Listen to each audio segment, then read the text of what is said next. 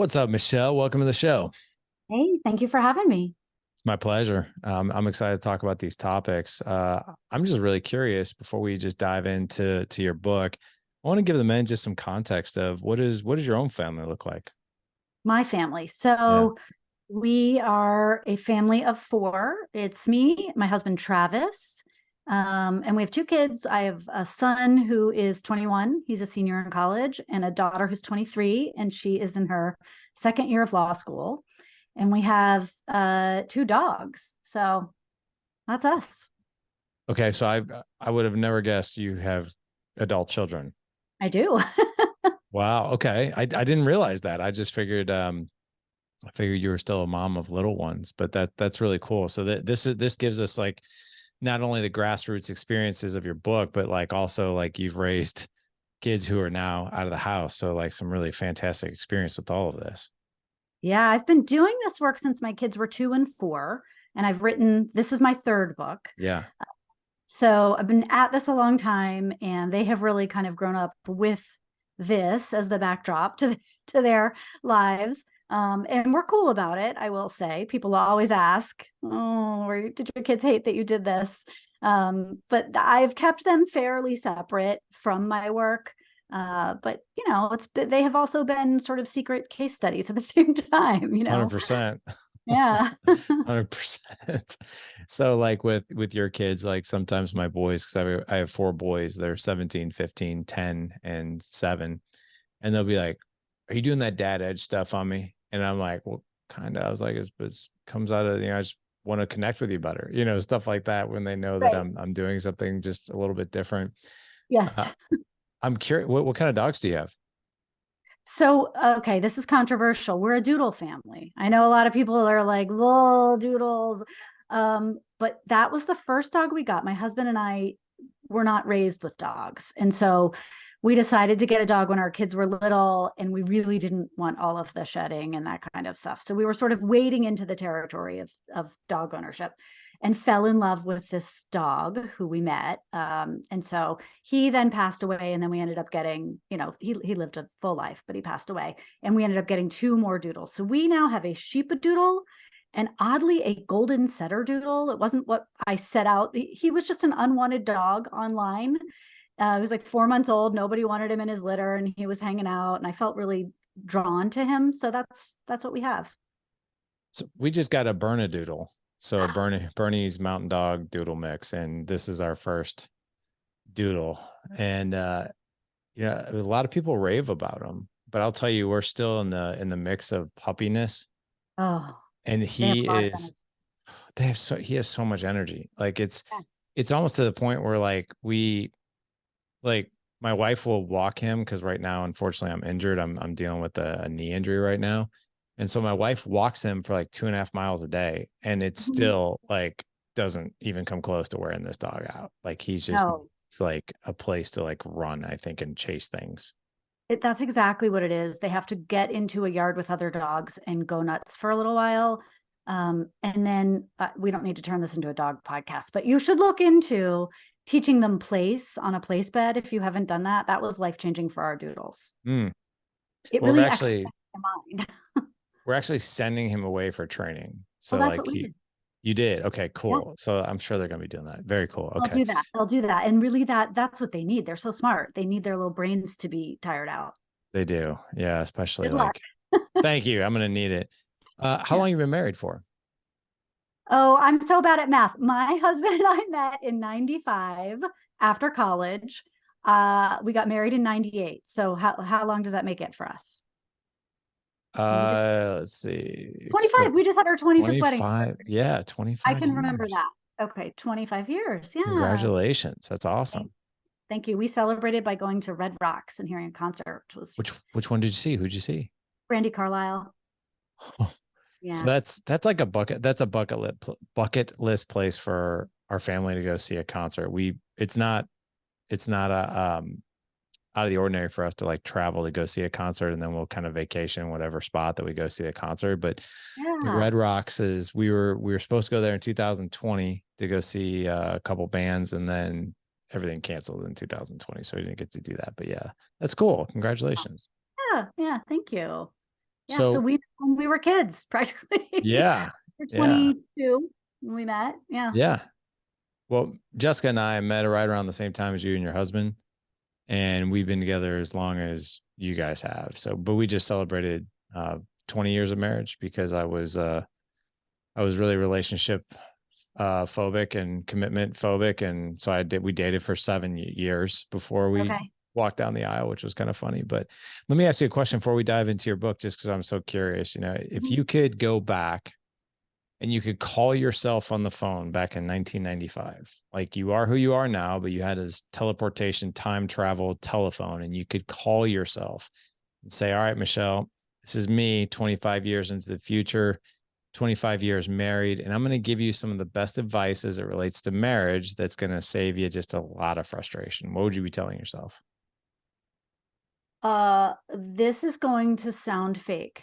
I don't have a lot of frustration in my Good. marriage. Yeah. I feel like our marriage has been um, mostly pretty easy. We've had external challenges. I was, we were both raised in hard circumstances. And so I think we brought what we learned from that to the marriage, um, and approached our marriage with a lot of loyalty and a lot of flexibility with each other. Like, we deeply we deeply appreciate stability after the way we were raised. And so so I don't think I would make a phone call about the marriage. There are certainly other things I would make the phone call about, more that I had things I had to deal with my own parents. So like, look out for this coming down the road. Right. Right. Be prepared for this. As your mother ages, things are going to get really hard.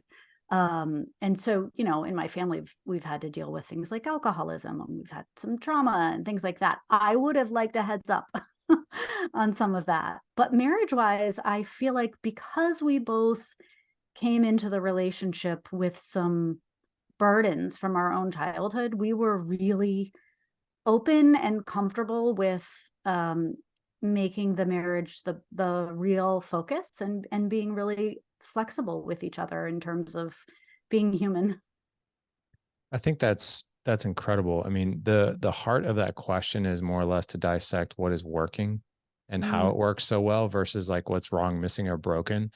So I think that's incredible that maybe one of your one of your North Star, one of the things that was guiding that compass for the both of you was, you know, was stability, right? And how do we create this environment where people can flourish versus, you know, an environment that maybe causes some trauma, right? That causes right. uncertainty, that causes an environment that we don't have psychological safety, things like that. So that's really incredible that you guys are able to do that, because I think there's a lot of us with that type of childhood. I had one like that too. When Mhm. you go to create the environment of your own family and your own relationships underneath your own roof, you're either going to repeat those patterns or you're going to learn a different way. And it sounds like you Right. really took a lot of your knowledge and what you learned and probably made a different path.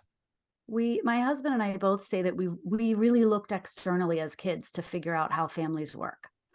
And so we started studying family from a really young age. Like, oh, this is what families do at dinner. Oh, this is how families talk to each other.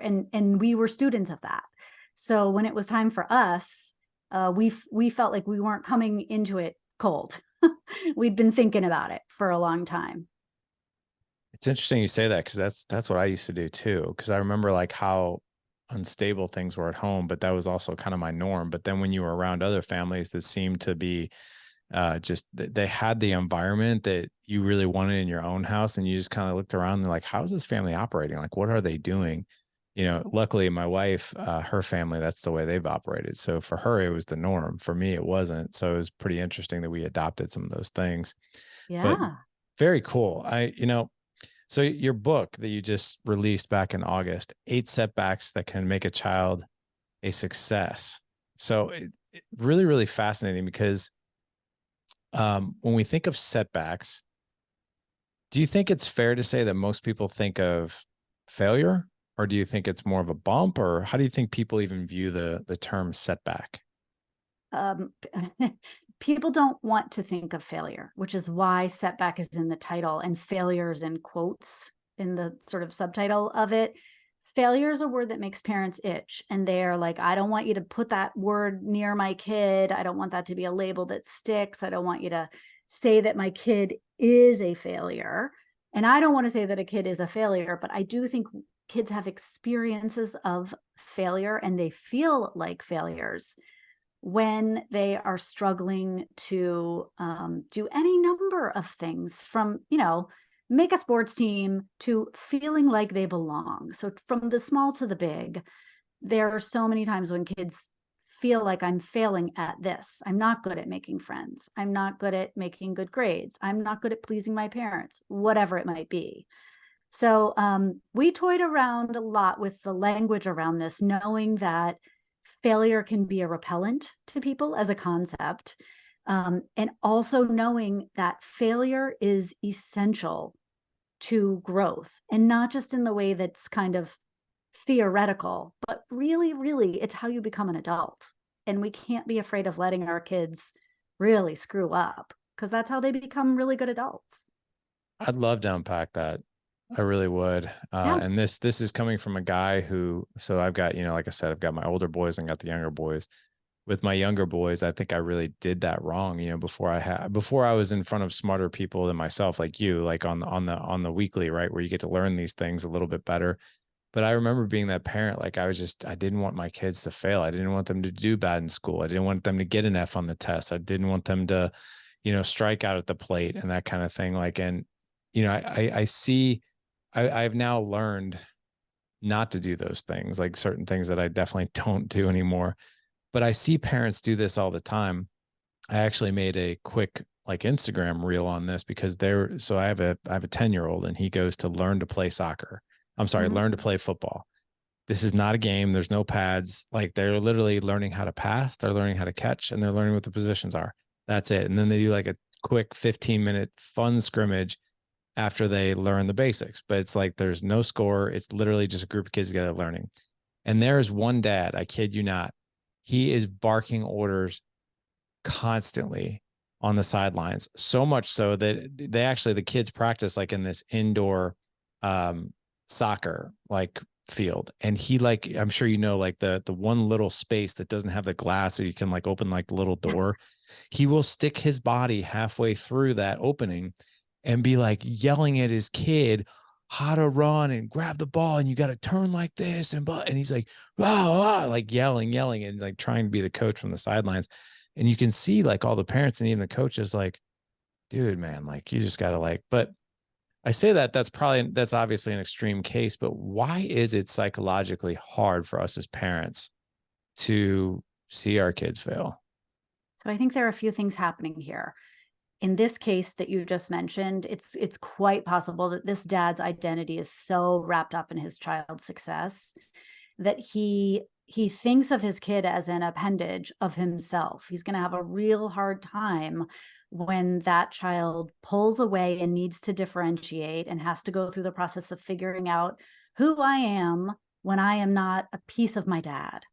And that's what every kid has to do in order to become a healthy, rational, reasonable, non-toxic, non-codependent adult. They really have to go through that process. And parents make that hard when we see our kids as a reflection of ourselves and as an extension of ourselves. So I think that's one thing that happens when parents are like, my kid can't fail because I can't feel like I'm a failure. There's a sense of sometimes shame and embarrassment and regret when kids fail on a different level. So it's not that the kid isn't the best catcher on the team, but what if that kid shared a nude and the community found out about it? And then the parent feels like they're wearing sort of a badge of shame. Like they're going to think that I raised this kid wrong, that my kid did this. And somehow this is a reflection on me as the adult. So we've really got to unbraid ourselves from our kids and not see our kids and their performance as impactful on us. It's hard to do because we want them to do well and we want them to be successful and happy. But we get really tangled up in that, and that's bad news for the kid. What are some of the things, like, so psychologically you shared why we probably do that as adults, right? It's like, man, like, and maybe it goes back to maybe a couple different things. Like maybe this guy was a football player and he was very successful at it, and he wants desperately for his kid to follow in that, in his shadow as well. Or the opposite, where he was like, maybe didn't do well at sports at all, and he sees like some gifts and talents and strengths in his own son and wants him to, flourish or be successful. And maybe that's where he feels success. What is the danger though when it comes to kids? Like, what is the psychological impact if that, you said, like the unraveling or the detachment, or the extension of that parent, if that's not dealt with, what happens psychologically to the kid? So the biggest risk here is that if a kid doesn't separate from their parent starting early on, starting 10, 11, they're going to begin to pull away, and it's a decade long process, right? It's not Yeah, like at age 10 the kid's just like, screw you, I'm my own I'm person, right? done. Right. Fully cooked. So they're going to start pulling away really gradually, and it will look sometimes like defiance, and it'll look sometimes like being a contrarian and disagreeing.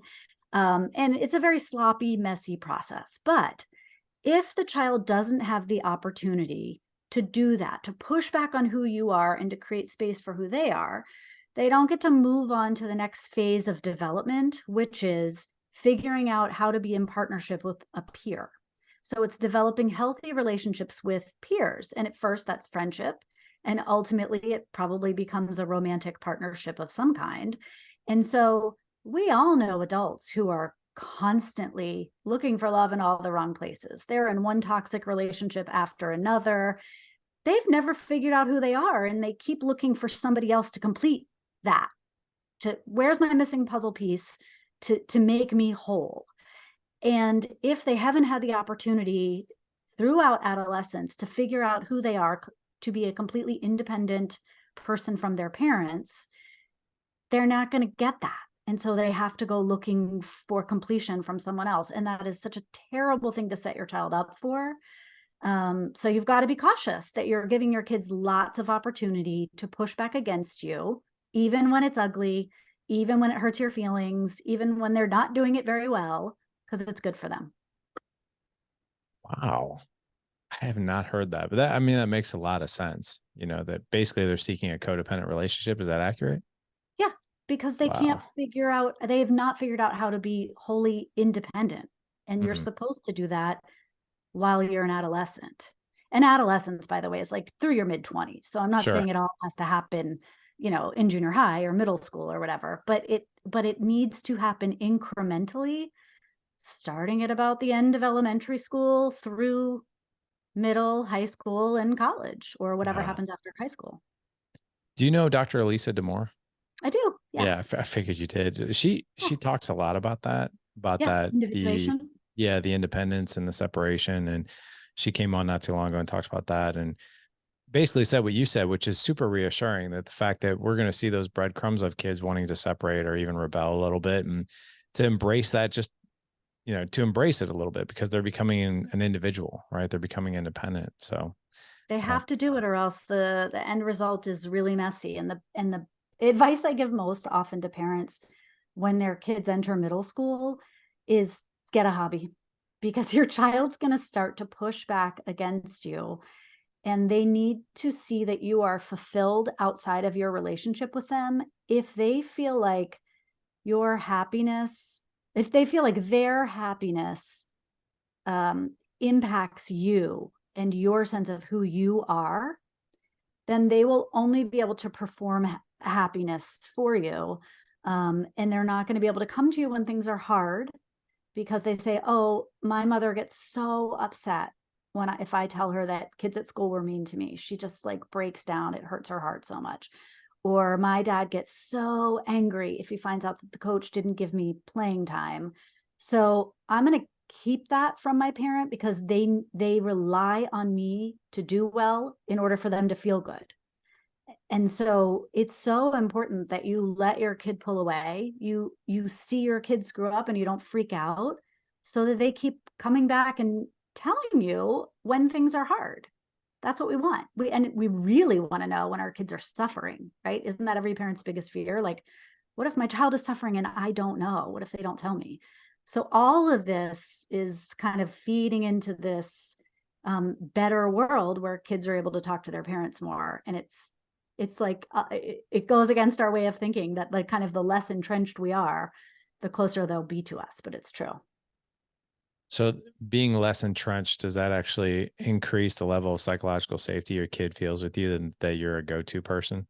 Absolutely. Because Mm, if you think about it, like if you freak out when your kid tells you something, very either true. with anger or because you're emotional and you cry and you're sort of suffering too, your child is overwhelmed with their own emotions. And if they know you're going to add your pile of emotions onto theirs, that's too much. So they just won't tell you. That makes a lot of sense. And I can definitely attest to that with my own experience growing up. So I Me too. totally get that. Yeah. You know what I'd love to do is so I'm going to list these off if that's okay in your Yeah. book here, which are the 8 setbacks. Failure to show concern for others, failure to take care of their body, failure to get along with their family, failure to believe in themselves, failure to connect with peers, failure to perform well in school, failure to follow the rules, and then failure to handle their feelings. I know you said before we did this that some of the best ways to teach this is maybe just to unpack some stories. Is that correct? Right. I'd love to hear a story from your childhood that really resonates with you that's on this list, and then also I know you have this 3-step approach that you use, which is contain, resolve, and evolve. And I would love for you to just unpack a story in any way to emulate how we can do those things if our kid is facing these things. Sure. So I can tell you this list, I compiled this list based on my work with parents in my parenting group. It's an online group that I have on Facebook, and we've got almost 13,000 members.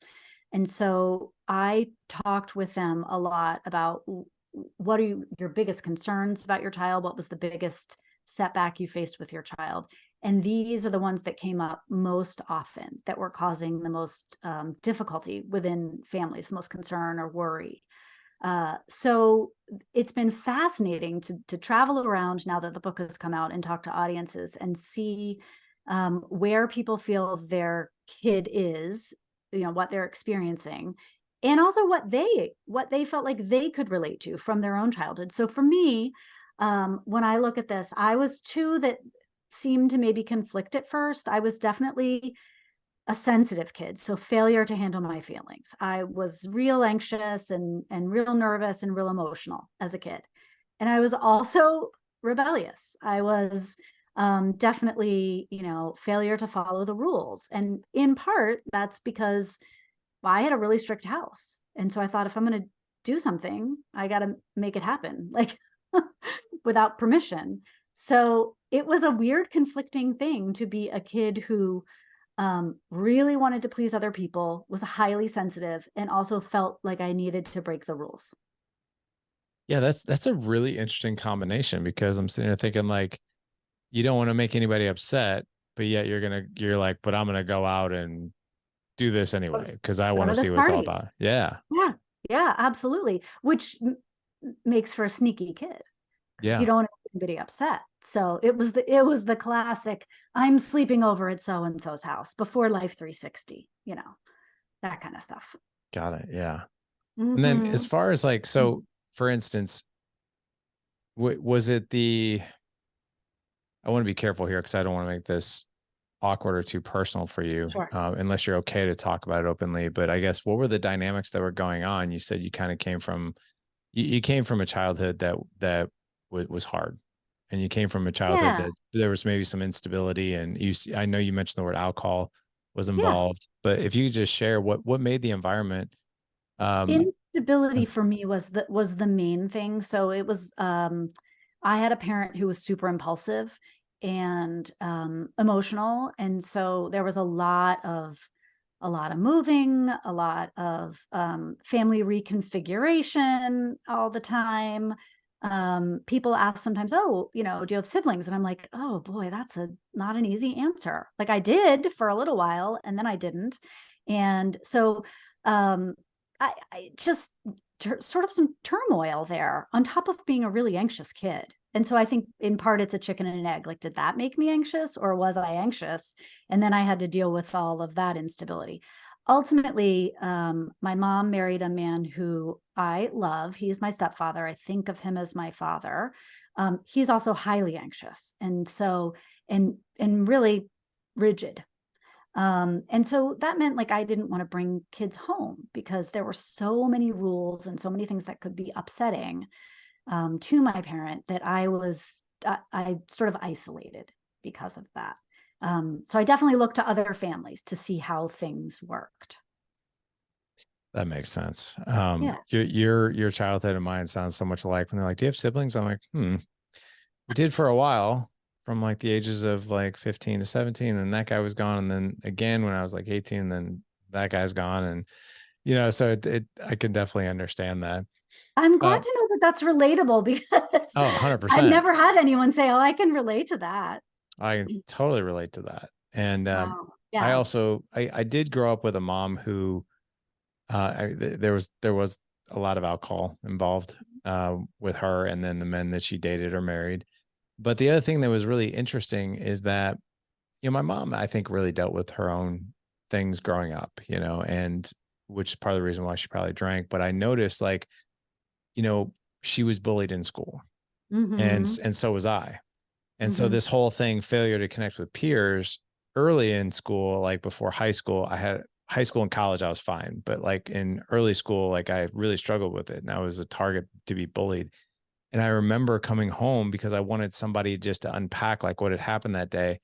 And my mom would like lose it, like really lose it. And I'm like, man, like this is like, and I can definitely understand what you mean, because I'm like sitting there thinking like, why are you so upset? Like, I'm trying to figure out why I'm upset. You know what I mean? Like, Right. I didn't ask Right. that growing up, but that's kind of what was wondering for me. And it did cause me to avoid talking to her about it, because I'm like, I don't want to deal with like this sort of emotional response that she has. Like, I'll just keep it to myself. And which that didn't feel good either. But No, you'd like to have a calm, steady person at the helm yeah, who's like, okay, that's terrible and I'm sorry. And how can I be helpful here, but not that you suddenly are responsible for their emotional reaction?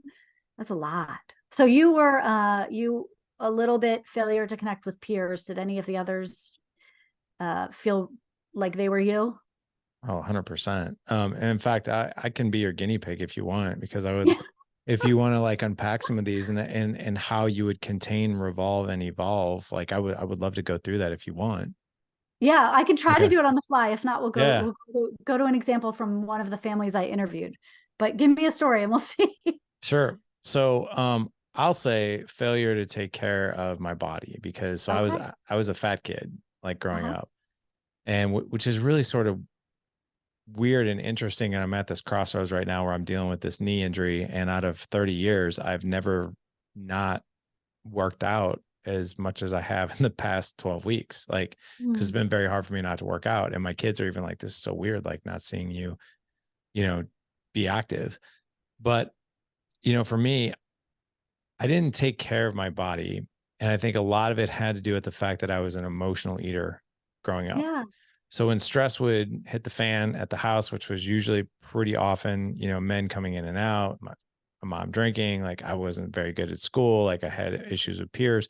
So I'd eat, I'd go to food, and I was overweight because of that.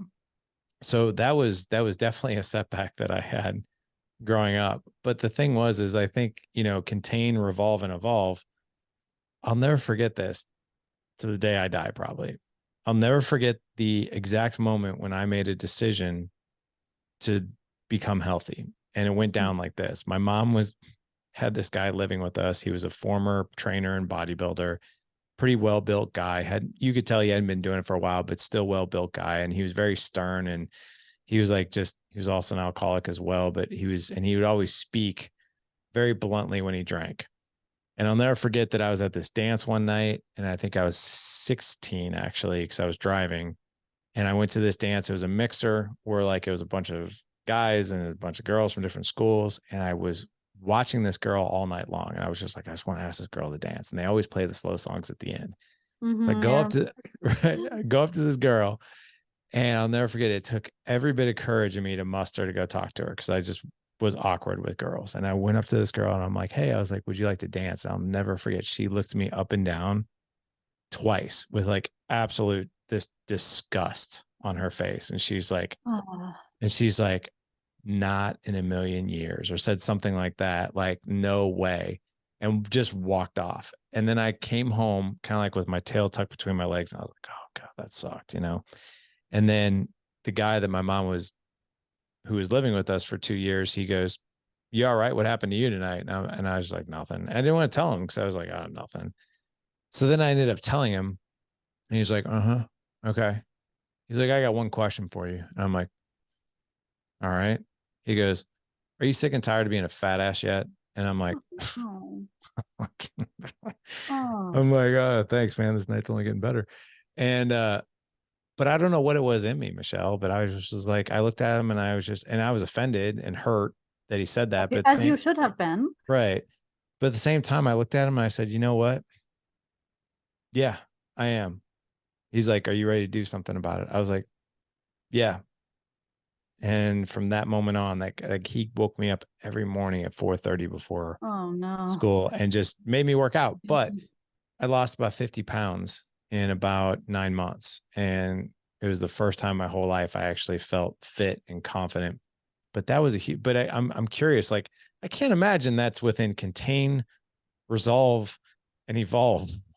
Like No, going so about it here like we have that. a couple tricky things going on here. I mean, I think many kids feel uncomfortable in their bodies, whether their bodies are sort of fit the beauty standards of the day, whatever the trend may be, or they don't, right?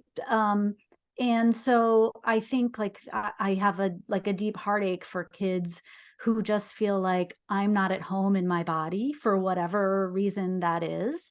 I think that's deeply uncomfortable, and I long for us not to make other people's bodies, particularly kids' bodies, subject of conversation, because it's hard to be in a body.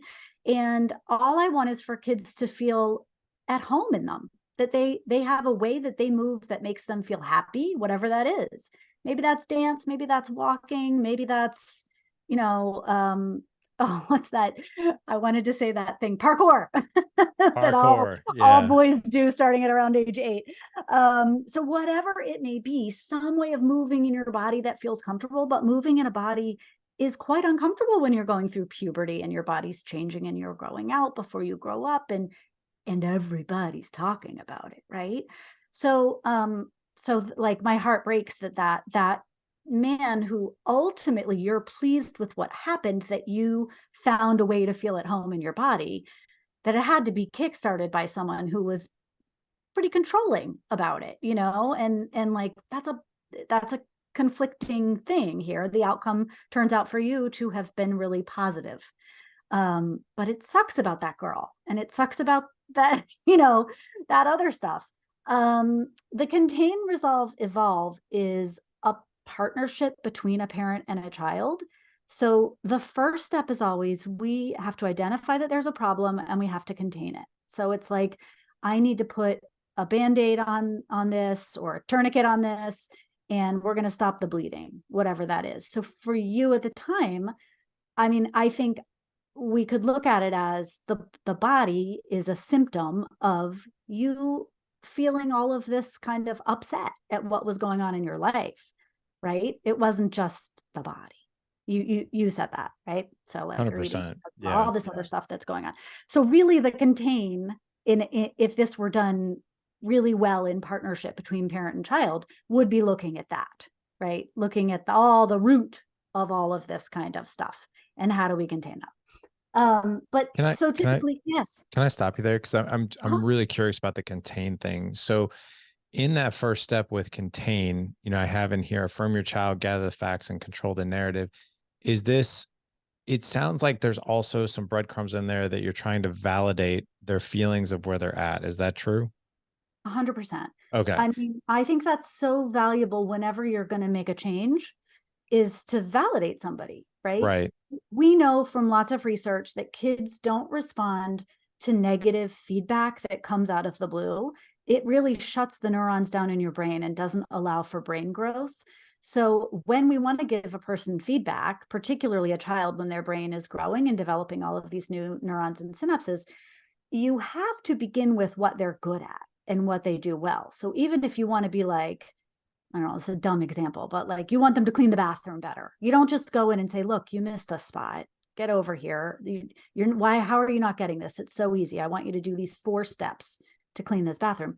You have to say something positive to get their brain to open up to what's coming next. So like, hey, I noticed you've been putting in some great effort with the bathroom. Let's go in there together. I love how you're polishing the blah, blah, blah, blah, blah. This is, again, dumb example, but couple more things you can do to really like ratchet this up to the next level. And that feels a little pandering in a way, but we do know it's how teens' brains work with feedback and with criticism. So in contain, you're going to be, you're either going to contain the problem that's coming at your kid. So I'm not sure I can do the one that you gave me because it involves so many other things. But let's say, for example, you have, just to understand contain, you have a kid who's being teased by other kids at school. So that might relate to this, right? And so containing might mean I need to shut off some technology that the bully is using to make contact with my kid. Got it. Yeah. Or if your kid is making choices, fail to take care of their body, and they're doing things that are dangerous to their body, you may need to contain the child themselves. Like, you're not going to go to this party this weekend because you've been coming home drunk and you're 15. So we're going to contain you for a little while. But it's either contain the thing that's coming at your kid or contain your child if they themselves are making dangerous decisions. So basically putting basically putting boundaries around what's going on, right? Just until you figure out what you're going to do next, just to stop the crisis from getting any bigger than it already is. So just to kind of compare that, in this first step, what you're basically doing is like, hey, I see you, I'm going to validate you, we're going to gather some facts, and if I see you floundering, trying to swim to the surface, we're going to put a life jacket on you and bring you to the side of the pool, and then we're going to have the conversation. Is that kind of like what you're talking about? Yeah, because you really want your kid to swim, right? Right, exactly, yeah. So a lot of times parents think, well, I did the first thing and I'm done. I put on the monitoring software. I threw out all the junk food. I did whatever it's supposed to, and they're like, boom, okay, I contained the problem. I'm done now. That's what the first step, but there are 2 more steps that you have to do. And the reason you have to do all 3 steps is because you want your child to learn good coping skills and problem solving skills, because you're not always going to be there to do this with them. So that makes total sense. Yeah. I really like the example because I think it's something that we could build on a little bit of, the kid who went to the party and they got drunk or whatever. Right.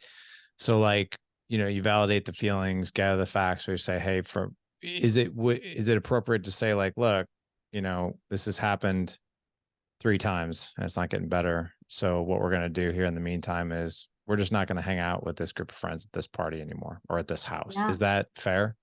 That's fair. If your child is really putting themselves in physical danger, right, you have to step in, right? Okay. So there are times, I wasn't a huge fan of like grounding as a punishment, but when your kid's world gets so big that it becomes dangerous, you have to shrink that world. So you may have to say you're staying in for a little while. That makes sense. Yeah. Because it's more of a safety thing at that point. Oh, it's 100% a safety thing. At that point, you're not punishing them to prove a point. You're not trying to make them suffer so that they suddenly have an epiphany. That never works. So it's not that. You are literally just trying to keep them safe until they mature a little bit or grow up or figure out, how to do this more appropriately. Got it. Okay. Yeah. And I know the second step is resolve, which is explain what went wrong, define clear consequences, teach them to apologize well, and develop a plan. I'm curious let's just take, I'm guessing that this has got to be more age appropriate, because what I'm going to ask you here is like for a little kid, it's probably best if we take the lead on that type of thing, right? But with an older kid, like let's just say the drinking thing, is this, instead of explaining what went wrong, do we actually put it on them and say, tell me what you think went wrong here versus me telling you what I think went wrong? Is that accurate? Yeah, I love that. But I would say even for little kids, so the first piece, you're doing it. You're doing the containing. The second piece, resolve, you are going to coach them and help them, but it's critical no matter their age that they take a couple action steps here. So the book has a Okay. menu of items, and it's like, maybe you need to apologize to someone for something you did wrong. Maybe you need to make amends. If you broke something, you need to pay to get it fixed. Maybe you just don't understand how something works and you need a better education on it. So you're gonna have to sit and listen to some information here. There are tons of things that you and your child can look at in the book and say, let's look at these. Pick two. You've got to take two things to move forward. Now, this is so critical psychologically, because if your child doesn't take action on their own, they can easily get stuck here, and this can become the headline of their childhood. And again, there's loads of research that shows that people who don't take action when they feel that things are going badly, the default position for them is helplessness. And so you don't want a child to feel helpless and then to grow up thinking other people solve my problems for me, or I just sit and endure the pain until it goes away. They have to do something, and it matters less what they do. It matters more that they just take some action and get the ball rolling. Do you think helplessness is more of a fight, flight, or freeze response, to where like if they're in that mode of like I'm helpless, like it's more the amygdala trying to do the thinking and they just can't logically think through it if they're in that state?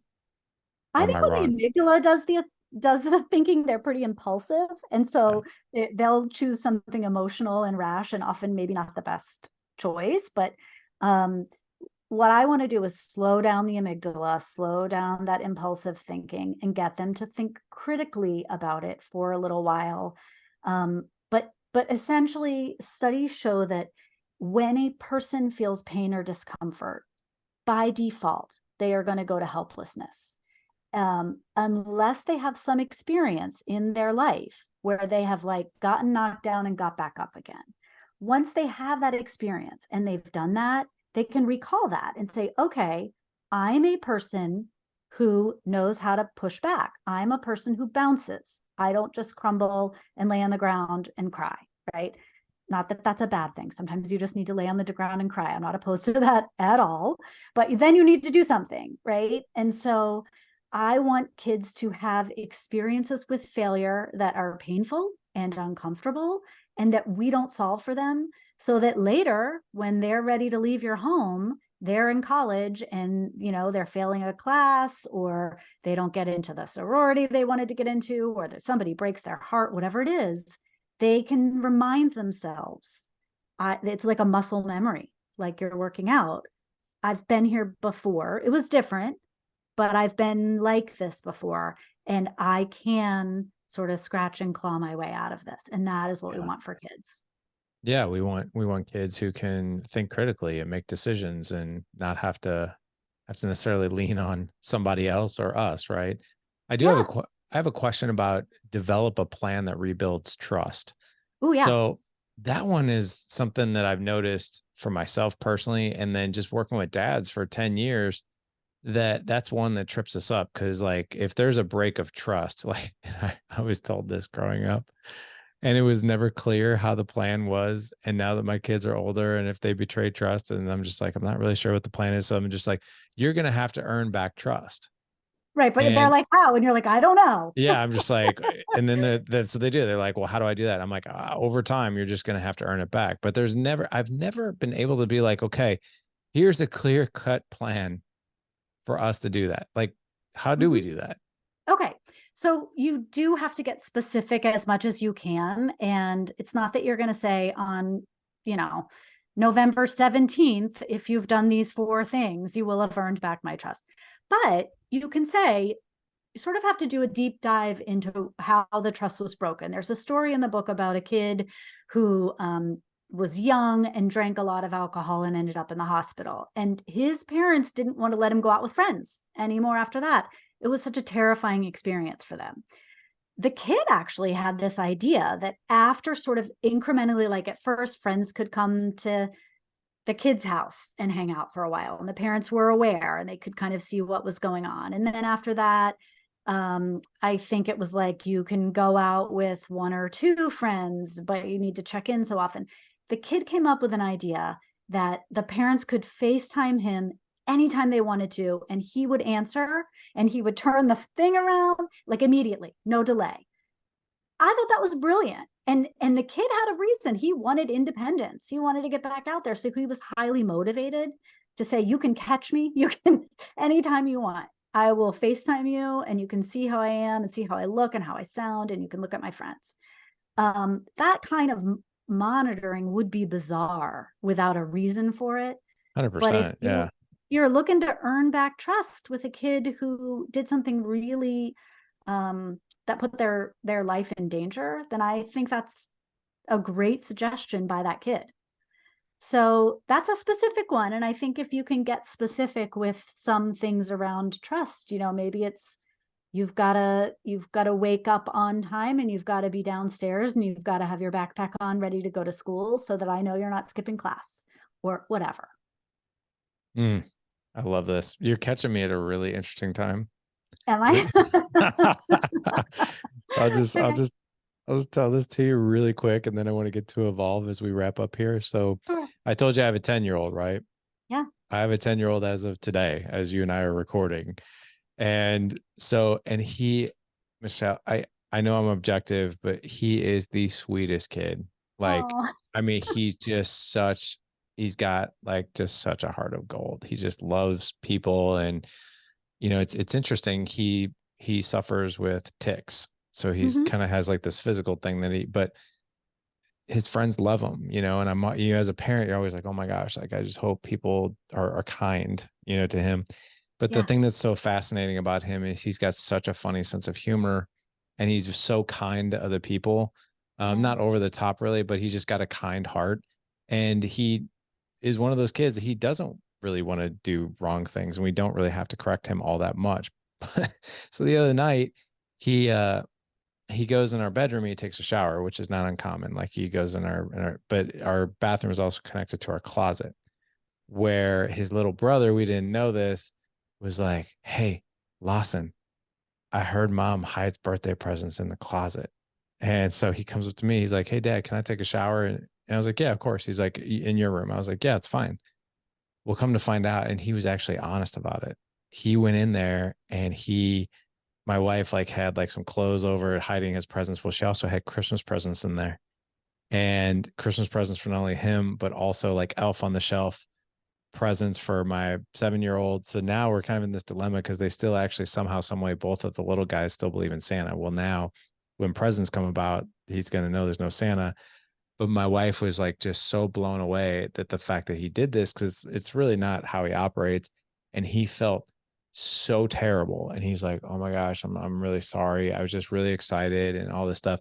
So we're in this process right now of like, you need to earn our trust back. And he wants to. And my wife and I are like, how do we do that? Right. And so I'm wondering, is it out of line to go to a 10-year-old and say, hey, we want to know some of your ideas on how to earn trust back? Do you think that that's too young, or do we need to guide them in something like that? Oh, I think a 10-year-old could come up with some ideas, but I'm wondering if this was impulsive and this is not a trend. I'm wondering, does he need to earn your trust back? Like, do you really to what extent do you feel betrayed by what he did? Or do you feel more like you just want to make sure it doesn't keep happening? Yeah. I Or mean, like where are you coming from? where I'm coming from, and so is my Mhm. wife, is like, he's pretty easy kid. Like he's got a heart of gold. He does this is completely outside of his norm. But it's like, as a parent, it's like, no, we need to do this, right? We need to make me earn our trust back. Or at least that's what we think we should do. And Yeah, but maybe, and I'm hearing Heart of Gold, sweet kid. He's yeah, probably beating himself up he is. over this. That feels to me like a complete circle. And like now, if you told me this kid, every time we try to do a present or a surprise, he ruins it.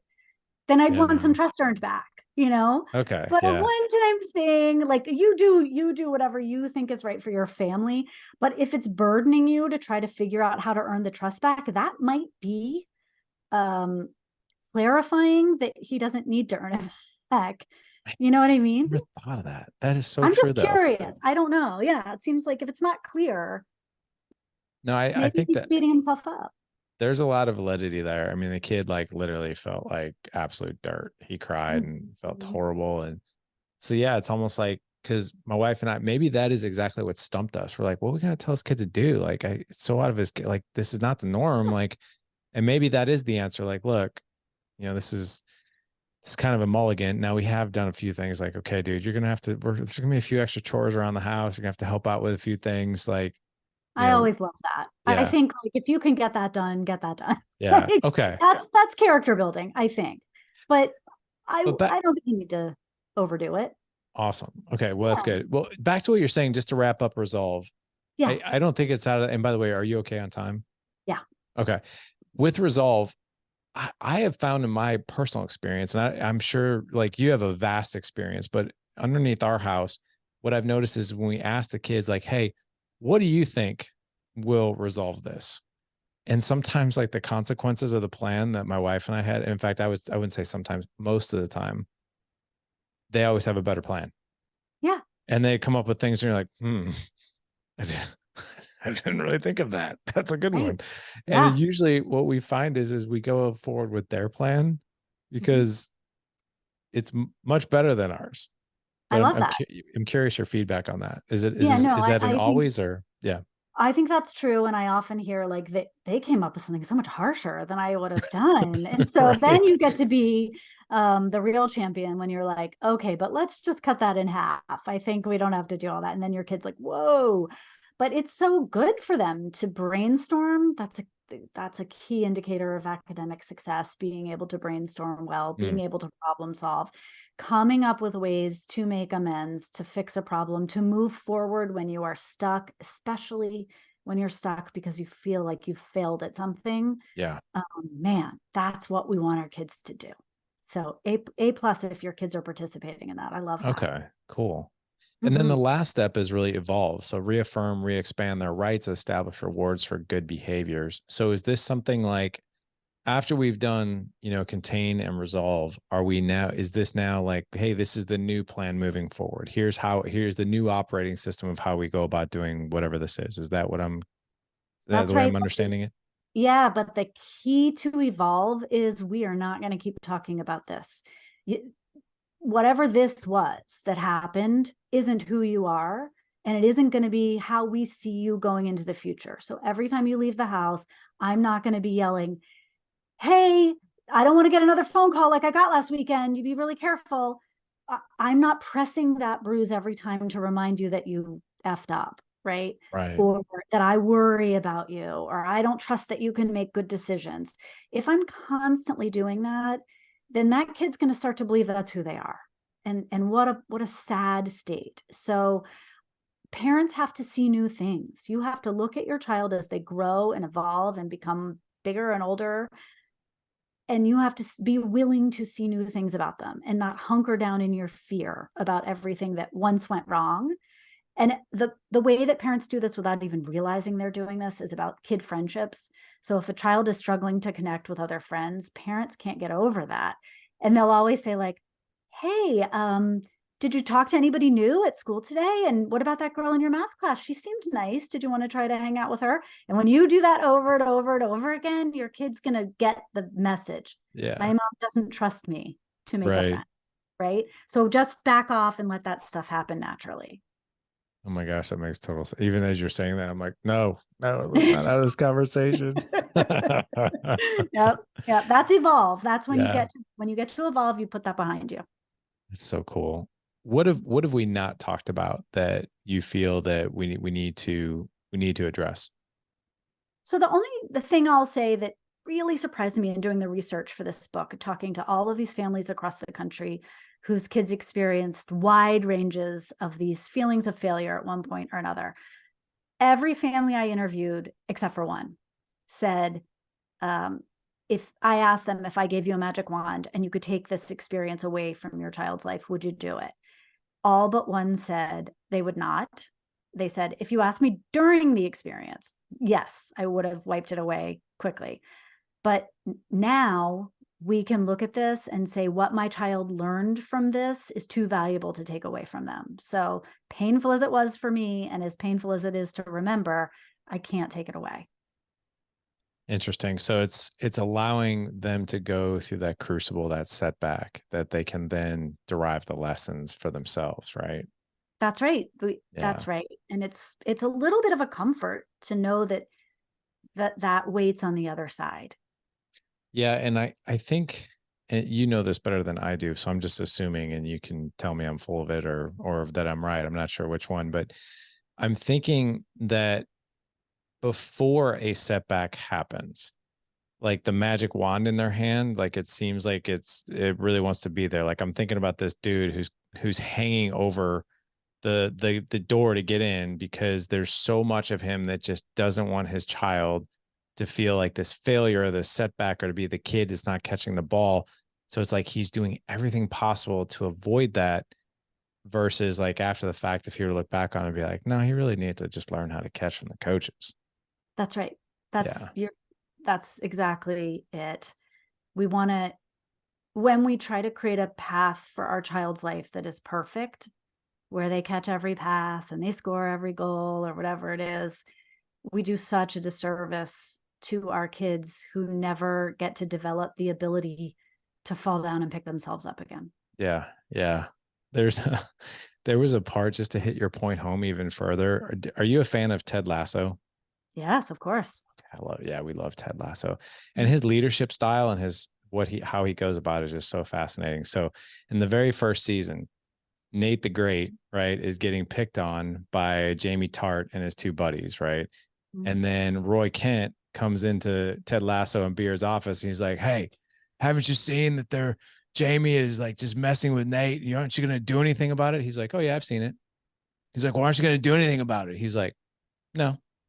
And then he walks out, and Beard goes, "What are you doing?" He's just like, "I know exactly what I'm doing.